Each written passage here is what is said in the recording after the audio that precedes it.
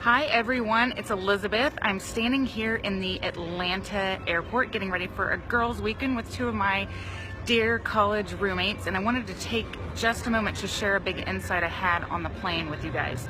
I listened to a podcast interview with Susan David, who's the author of Emotional Agility. It was on the Rob Bell podcast, which is an awesome podcast if you haven't checked it out.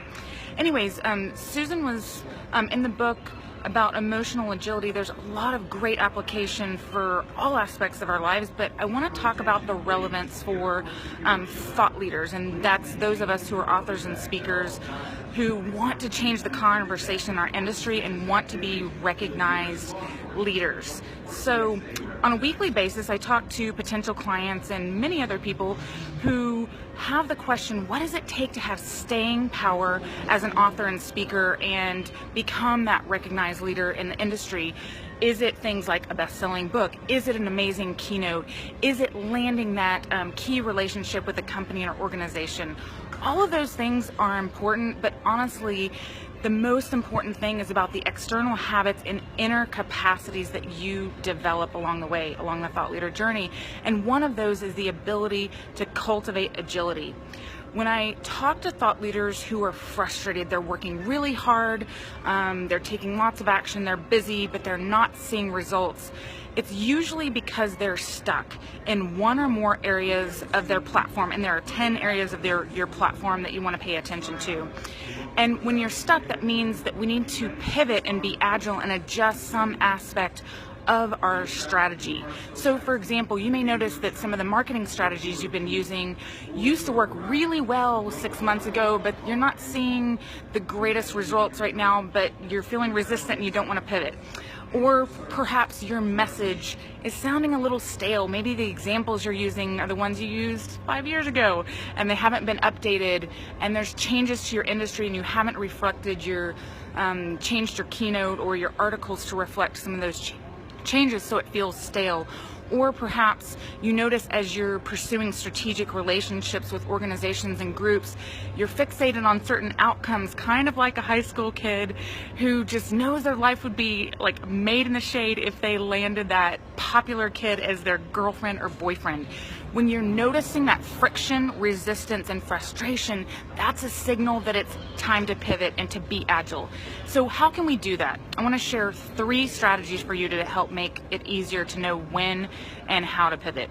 So number 1, you want to keep it fresh. So our world is constantly changing. We know this, and yet as thought leaders, it means that we have to stay in sync with these changes. So if we look at our message, for example, everything about our messaging, from the articles that you write to even your bio to certainly copy on your website, needs to stay fresh. So as you look at the changes in your industry, you hear feedback from clients, look at ways you need to tweak your examples and languaging.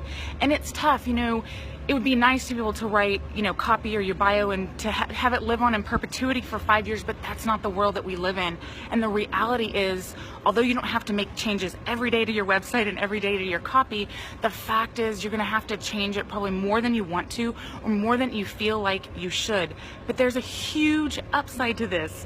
When you are in sync with your audience, when you're actively working to generate those fresh examples, case studies, stories, language, metaphors, you get my drift here, then you attract more of the right clients, you land better speaking gigs, and you have much more visibility for your work, and organizations and your audience say, aha, she's got the pulse on what's going on in the world, and we want to bring he or she in to speak. So the second one is to learn to read signals. You need to be, as my colleague, friend, and client Shema would say, you need to learn to be a decoder and to read the signals that are coming at you. So say, for example, let's talk about strategic relationships, and you've been trying really hard to land this great relationship with a company, an industry group, an organization, and you're trying really hard to convince them that you're the right author, speaker, or thought leader for them, and your emails are not, they're going unanswered and nothing is happening, pay attention to that resistance and recognize that it's time to pivot.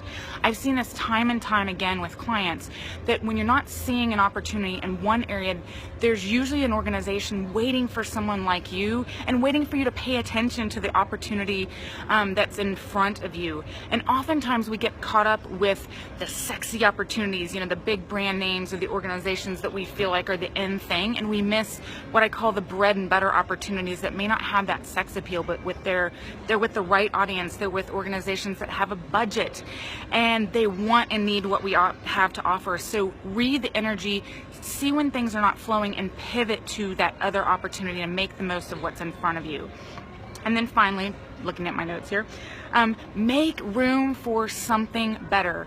So often in life, we like to predict what we think is going to chart our path to success. So we have this image of what success is going to look like for us, and then we reverse engineer it and plot out this linear path. Well, in a former life, I was a musician, and undergrad degree in college was music. What I know from that is that the path to success is seldom linear. It takes these twists and turns, these unexpected setbacks and opportunities.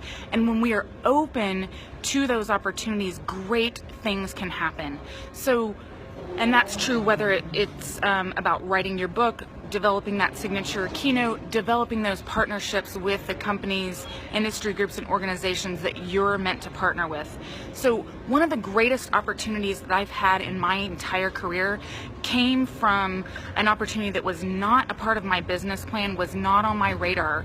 I ran a brand called Author Teleseminars for 3.5 years, and my first client for Author Teleseminars was Seth Godin, and I got to host and design a virtual book tour for him and his book The Dip, and that was in 2007. That would not have happened if I was not open to the opportunity, reading the signals out there, if I had not built trust and credibility with a key number of relationships in my world, including Michael Port, who introduced me to Seth, and if I wasn't willing to adjust and be open to trying something, even though I didn't know exactly how it was going to turn out, but had a good idea that it would work, I would have missed out on that incredible opportunity. So I encourage you to stay open to the possibilities and not be so fixated on what you think is that linear path.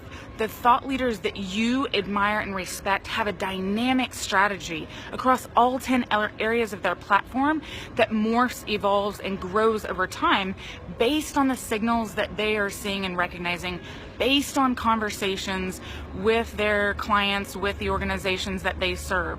So the message today is to be agile, embrace the opportunities in front of you. And those 3 tips again are: number 1, keep it fresh.